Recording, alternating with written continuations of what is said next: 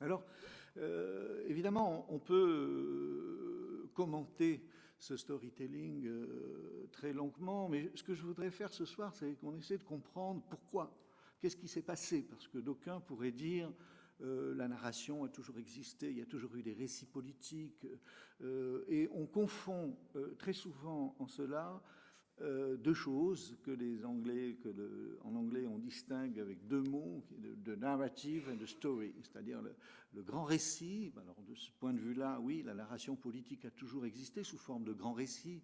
Le récit gaulien, par exemple, qui était, au fond, De Gaulle a été un de ceux qui pensaient qu'une nation, c'était une narration.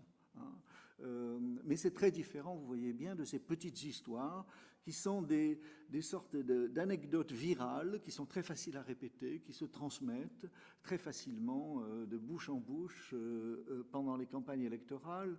J'aurais pu vous montrer une vidéo extraordinaire aussi de la campagne de George Bush en 2004, qui raconte comment une jeune fille qui a perdu sa mère dans l'attentat contre le World Trade Center, se rend à un meeting de George Bush en 2000 pour sa réélection, donc en 2004, et que s'approchant du premier rang du public, le père de cette jeune fille dit à George Bush: cette jeune fille a perdu sa maman dans les tours du World Trade Center. Et George Bush se retourne et la prend dans ses bras, mais c'est une photo célèbre de Bush avec cette jeune fille sur son cœur, qu'il en serre comme ça. Jusque-là, bon, c'est un événement de campagne, une anecdote.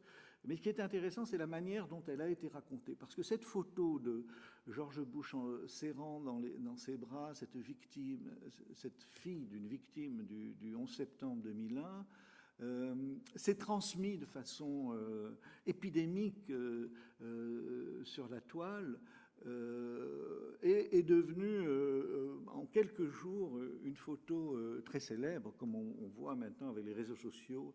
Une simple photo peut faire le tour du monde. Elle a fait le tour des États-Unis à tel point que un groupe de sponsors de la campagne de Bush a décidé de réaliser une petite vidéo de 3 minutes qui raconte cette histoire. Alors on voit le père de cette jeune fille, donc, qui accessoirement est un militant républicain et qui travaille dans le marketing, qui a une agence de marketing, donc il n'y a pas tout à fait... ce n'est pas tout à fait le fait du hasard. On voit cet homme qui parle à l'écran et dont la première phrase est « Ma femme est morte dans les ruines, dans l'attentat du 11 septembre ». Et on voit la photo immédiatement dans la bibliothèque de cette famille, donc les Faulkner, la photo de Bush avec la petite fille, la jeune fille dans ses bras. Et dans la famille, on l'appelle, cette photo, comme si c'était une œuvre d'art ou une sculpture de Rodin, l'étreinte. Et donc la petite vidéo de 3 minutes raconte que cette jeune fille, brisée par le deuil de sa mère, était dans une sorte était close-up emotionally, c'est-à-dire une sorte de sidération, qu'elle n'avait pas versé une larme depuis la mort de sa mère. Elle était comme ça dans une sorte de stupeur. Et que lorsque le président l'a pris dans ses bras, alors là c'est une femme qui est une sorte d'amie de la famille, qui s'était rendue au meeting avec eux, donc un témoin oculaire du miracle qui est raconté par cette vidéo, c'est que pour la première fois, elle s'est mise à pleurer. Et donc là, vous voyez la jeune fille qui dit, cet homme, qui est l'homme le plus puissant de la planète, s'est retourné, il est venu vers moi, il n'avait qu'un souci, savoir si j'étais OK, si j'allais bien, si j'étais safe, c'est-à-dire à la fois en sécurité. Et donc ce président, qui était très contesté à cause des 2 guerres qu'il avait engagées pendant la campagne, apparaît dans cette vidéo comme une sorte de roi thaumaturge capable de, par le simple toucher, de guérir cette jeune fille de ce deuil qu'elle n'arrivait pas à faire. Et le père termine la vidéo en disant ce que j'ai vu ce jour-là chez cet homme, c'est exactement ce que je veux voir dans l'homme qui préside aux destinées de mon pays. Et à ce moment-là, on voit Bush pris dans une sorte d'auréole christique, serrer les mains des pompiers du 11 septembre. Voilà, donc cette vidéo, elle a eu un impact énorme parce qu'elle a été diffusée massivement dans les 10 swing states, c'est-à-dire les États flottants. Elle a mobilisé des sommes d'argent, c'est la première vidéo qui a coûté le plus cher de l'histoire des campagnes américaines. On dit que, enfin, les spécialistes des sondages et de l'électorat disent qu'elle a fait basculer une fraction de l'opinion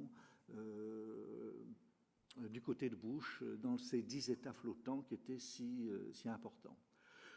Donc la question qu'on peut se poser, mais en fond, est-ce que ce phénomène du storytelling, c'est-à-dire de l'usage, de ces nouveaux usages du récit dans le discours politique, c'est au fond une chose qu'on peut assimiler à de la propagande? Oui. Est-ce que c'est le fait d'hommes politiques particulièrement maléfiques et manipulateurs? Oui et non, parce que le peu que je connaisse un peu des coulisses de la vie politique, et je dirais que ce phénomène du storytelling atteint tous les hommes politiques, tous les partis politiques, et qu'aujourd'hui, chacun, et s'ils ne le font pas, les journalistes et la presse et les médias les sollicitent. Rappelez-vous la dernière conférence de presse de François Hollande qui a été précédée d'un concert de questionnement sur le mode Hollande, où est ton récit? Bref, hein, on n'a pas de perspective, on n'a pas de vision. On était habitué à entendre des histoires. Diable, que se passe-t-il? Tu nous racontes rien. Donc il y a une sorte de conjuration, au fond, des audiences et des narrateurs ou des responsables politiques, de tous ceux qui interviennent, et puis, soyons clairs, de chacun d'entre nous, qui tweetons, qui intervenons, qui postons des messages, des commentaires dans la presse. Chacun est, au fond, soumis à la même exigence de performance. Si vous êtes sur Twitter, il faut avoir des followers. Comment vous captez l'attention de ces followers? Comment le nombre de ces followers augmente? Si vous avez un blog, quel type de sujet, quel type de titre allez-vous utiliser pour capter l'attention? Eh bien, très souvent, vous racontez une histoire, comme je suis en train de le faire depuis que je suis rentré dans cette salle. Donc la question, c'est au fond de ne pas avoir un discours culpabilisant, moraliste, mais d'essayer de comprendre qu'est-ce qui se passe dans la sphère politique, mais plus généralement dans toute la vie sociale, pour que cette manie de raconter des histoires soit devenue à ce point dominante. My wife Wendy was murdered by terrorists on September 11th. The Faulkner's daughter Ashley closed up emotionally. But when President George W. Bush came to Lebanon, Ohio, she went to see him, as she had with her mother 4 years before. He walked toward me and I said, Mr. President, this young lady lost her mother in the World Trade Center. And he turned around and he came back and he said, I know that's hard. Are you all right? Our president took Ashley in his arms and just embraced her. And it was at that moment that we saw Ashley's eyes fill up with tears. He's the most powerful man in the world, and all he wants to do is make sure I'm safe, that I'm okay. What I saw was what I want to see in the heart and in the soul of the man who sits in the highest elected office in our country. Progress for America Voter Fund is responsible for the content of this